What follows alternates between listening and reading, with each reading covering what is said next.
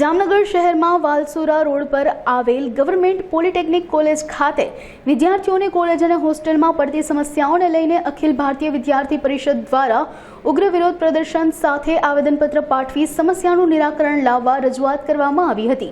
છેલ્લા કેટલાક સમયથી ગવર્મેન્ટ પોલિટેકનિક કોલેજમાં વિદ્યાર્થીઓને ઘણી સમસ્યાઓ પડી રહી છે, જેમાં હોસ્ટેલના વિદ્યાર્થીઓને પાણીની સમસ્યા, ગંદકીની સમસ્યા, વોર્ડન ના હોવાની સમસ્યા, હોસ્ટેલમાં રહેતા વિદ્યાર્થીઓને સિક્યુરિટી સહિત અનેક મુદ્દાઓને લઈને સમસ્યાઓ પડી રહી છે। ત્યારે અખિલ ભારતીય વિદ્યાર્થી પરિષદ દ્વારા માંગ કરવામાં આવી છે કે પ્રશ્નોનું નિરાકરણ આગામી 10 દિવસમાં નહીં આવે તો એબીવીપી દ્વારા ઉગ્ર આંદોલન કરવામાં આવશે, જેની સંપૂર્ણ જવાબદારી કોલેજ પ્રશાસનની રહેશે। ગવર્મેન્ટ પોલિટેકનિક કોલેજના આચાર્ય દ્વારા રજૂઆત બાદ સમસ્યાનું નિરાકરણ લાવવામાં આવશે તેવું આશ્વાસન આપવામાં આવ્યું હતું।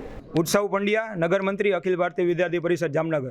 આજ રોજ જામનગરની ગવર્મેન્ટ પોલિટેકનિક કોલેજ ખાતે અખિલ ભારતીય વિદ્યાર્થી પરિષદ દ્વારા ઉગ્રથી ઉગ્ર વિરોધ પ્રદર્શન કરી આવેદનપત્ર આપવામાં આવ્યું, જેમાં વિષયમાં જે હોસ્ટેલ છે ત્યાંના વોર્ડન, સિક્યોરિટી, ગંદકી, સાફ સફાઈ જેવા વિવિધ હોસ્ટેલોના પ્રશ્ન હતા। જ્યારે ગવર્મેન્ટ પોલિટેકનિક કોલેજના ફેકલ્ટી દ્વારા પણ વિદ્યાર્થીઓને ગાળાગાળી કરવામાં આવતી હતી, જેના લઈ અખિલ ભારતીય વિદ્યાર્થી પરિષદે આવેદનપત્રમાં પણ માંગ કરી છે અને આવનારા 10 દિવસમાં જો આ બધા પ્રશ્નોનું નિરાકરણ કરવામાં નહીં આવે તો અખિલ ભારતીય વિદ્યાર્થી પરિષદ દ્વારા ઉગ્રથી ઉગ્ર આંદોલન કરવામાં આવશે। એની સંપૂર્ણ જવાબદારી કોલેજ પ્રશાસનની રહેશે। એ લોકોએ ખાતરી આપી છે કે 10 દિવસની અંદર ફેકલ્ટી જે છે એ લોકોનું પણ નિરાકરણ લાવશે, સાથે સાથે ફાયર સેફટી છે એ પણ રિકવર કરાવશે અને હોસ્ટેલના જે પ્રશ્ન છે એનું ધ્યાન રાખી અને બધું ઠીક કરાવશે એવી ખાતરી એ લોકોએ આપી છે। હું ડૉક્ટર વી.એસ. તેજવાણી, આજનો ઇન્ચાર્જ આચાર્ય, સરકારી પોલિટેકનિક જામનગર। આજરોજ એબીવીપીના છાત્ર સંગઠન દ્વારા અમને વિદ્યાર્થીઓ બાબતે રજૂઆતો મળેલી છે।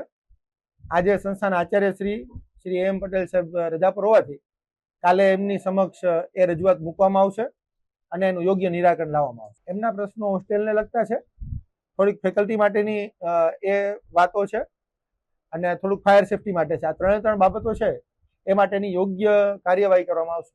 એવું અમારા ધ્યાનમાં આવ્યું નથી કે કોઈને સ્ટુડન્ટને ગાળો આપી હોય, એવું ધ્યાનમાં આવેલું નથી, છતાં પણ રજૂઆત અનુસંધાને અમે યોગ્ય કાર્યવાહી કરશું।